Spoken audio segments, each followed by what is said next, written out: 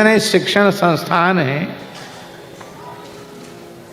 भारत में और भारत से बाहर अन्य देशों में, वो सब के सब हिरण्यकशिपु के ही प्रतिष्ठान हैं।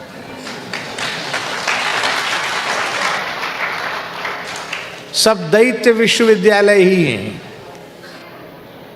आप लोग कहेंगे दैत्य विश्वविद्यालय और सनातनी विश्वविद्यालय, इनमें अंतर क्या है? जिस विद्यालय में धर्म, अर्थ, काम और मोक्ष इन चारों की चर्चा हो, चारों की पढ़ाई हो, चारों का बोध कराया जाए और ये चारों कैसे मनुष्य को मिले ये बताया जाए, वो सनातनी विद्या केंद्र है। अब जितने भी पूरी दुनिया में विद्यालय हैं, सब में दो ही चीज पढ़ाई जाती, अर्थ और काम। कैसे रुपया कमाओ और कैसे भोगो, बस इतना ही। धर्मशास्त्र को पूरी शिक्षा में कहीं स्थान नहीं है। न तो धर्मशास्त्र का स्थान है, ना ही मोक्ष शास्त्र का स्थान है। और जिन लोगों के यहाँ धार्मिक शिक्षा अनिवार्य है,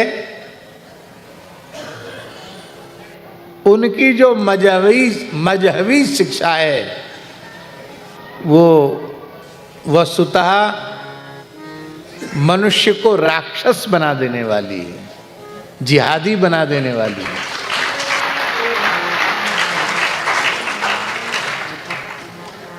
नाम यही लिया जा रहा है कि तुमको तुम्हारे धर्म के अनुसार शिक्षा दी जा रही है, पर उस धर्म का परिणाम क्या हुआ? धार्मिक शिक्षा का परिणाम, उस धार्मिक शिक्षा का परिणाम ये है कि बड़े बड़े डॉक्टर भी आतंकवादी बनकर निकल रहे हैं। पहले लोग कहते थे कि अशिक्षित लोग, बिना पढ़े लिखे लोग, वो आतंकवाद का शिकार हो जाते हैं, उनका ब्रेन वॉश कर दिया जाता है। लेकिन अब तो पढ़े लिखे लोग भी ये उनकी धार्मिक कट्टरता की शिक्षा का दुष्परिणाम है।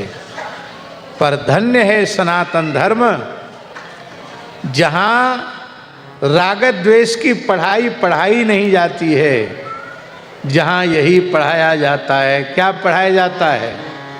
श्रूयताम धर्म सर्वस्वम। बोलिए,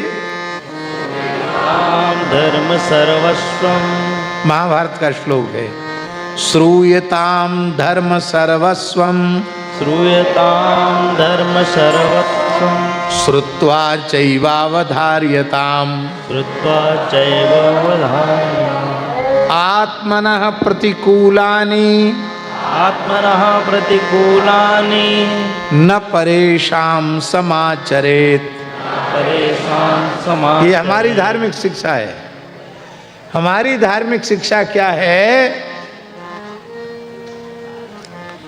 बोले धर्म का सार सर्वस्व यही है कि जो व्यवहार तुम्हारे अनुकूल न हो, वह व्यवहार तुम संसार के किसी भी प्राणी के साथ मत करो। अब देखो, वाक्य तो छोटा है, लेकिन सारा सदाचार, संपूर्ण मनुष्यता, संपूर्ण धर्म इसी में आ गया कि नहीं? आपसे कोई झूठ बोले तो आपको अच्छा लगेगा? इसका मतलब आप किसी से झूठ मत बोलो। आपकी कोई चोरी कर लेगा, आपको अच्छा लगेगा? आप किसी की चोरी मत करो। आपके प्रति कोई क्रूरता, निर्दयता पूर्ण व्यवहार करेगा, आपको अच्छा लगेगा? आप किसी के भी प्रति क्रूरता पूर्ण, निर्दयता पूर्ण व्यवहार मत करो। आपके धन को, आपकी संपत्ति को कोई हड़प ले, कब्जा कर ले, आपको अच्छा लगेगा? नहीं लगेगा। आप दूसरे के साथ ऐसा व्यवहार मत करो।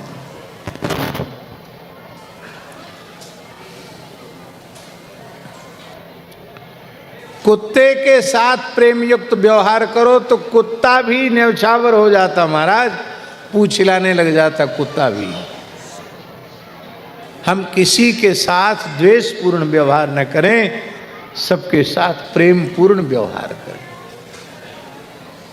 हमारे पूज्य श्री गुरुदेव का उत्सव ओरछा में हो रहा था। बक्सर वाले मामा जी की कथा थी। संत श्री गोपालाचार्य जी भी पधारे थे और बहुत संत आए थे भारतवर्ष के।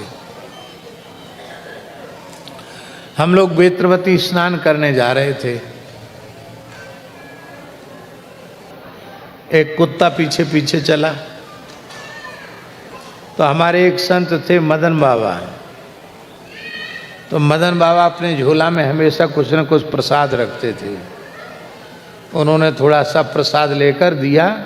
लो कुतरू भाई, प्रेम से 2-4 बार कहा कुतरू भाई, और कुतरू भाई तो ऐसे बिक गए, एकदम न्यौछावर हो गए कि जब हम लोग जाएं बेत्रवती गंगा में नहाने तो पीछे पीछे चल के जाएं, जब तक नहावें तब तक वहीं घाट पर पड़े पड़े सोवें, और जब वहाँ से चलें तो पीछे पीछे चल के आवें। पूरे समय हम लोगों के मन में तो है ये भी कोई पूर्वजन्म का संस्कारी जीव होगा जो साधुओं से इतना इसका प्रेम है। लेकिन एक बात मेरी समझ में आई कि कुत्ते जैसा प्राणी भी आपके स्नेह युक्त प्रेम युक्त व्यवहार को पहचानता है, तो विवेक विचार प्रधान मनुष्य आपके प्रेम युक्त व्यवहार को क्यों नहीं पहचानेगा। हमारी मजहबी शिक्षा क्या है जानते हैं? सर्वे भवन्तु सुखिनः, सर्वे सन्तु निरामया, सर्वे भद्राणि पश्यन्तु, माँ कश्चित् दुःख भाग् भवेत्। ये हमारी धार्मिक शिक्षा है? हमारी धार्मिक शिक्षा क्या है? 4 वेद 6 शास्त्र में बात लिखी है 2, दुख दीने दुख होत है, सुख दीने सुख हो। 4 वेद 6 शास्त्र की बात यही है, आप दूसरों को दुख देगो तो आपको दुख मिलेगा, आप सबको सुख पहुंचाओगे तो आपको भी सुख मिलेगा। जो वस्तु दोगे वही मिलेगी।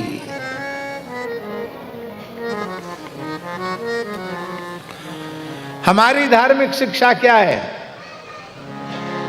क्या है हमारी धार्मिक शिक्षा?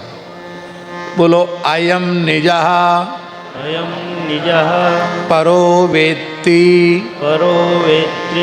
गणना लघुचेतसाम, गणनां लघुचेतसाम्, उदार चरिता नाम तो उदारचरितानां तु वसुधैव कुटुंबकम।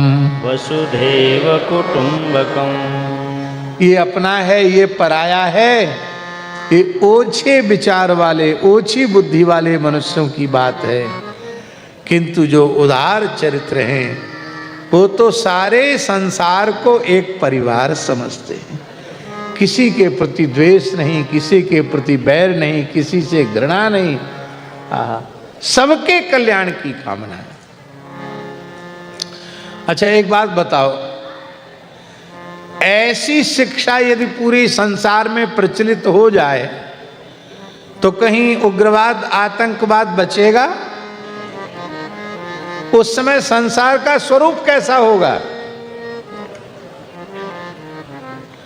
अब वर्तमान की मजबूरी यह है सुनील जी कि अर्थ काम प्रधान शिक्षा वाले शिक्षण केंद्रों में ही देश में अथवा विदेश में बच्चों को पढ़ाना पड़ेगा। आपके लिए नया विद्यालय तो खुलेगा नहीं, खुलेगा? तो उन विद्यालयों में पढ़कर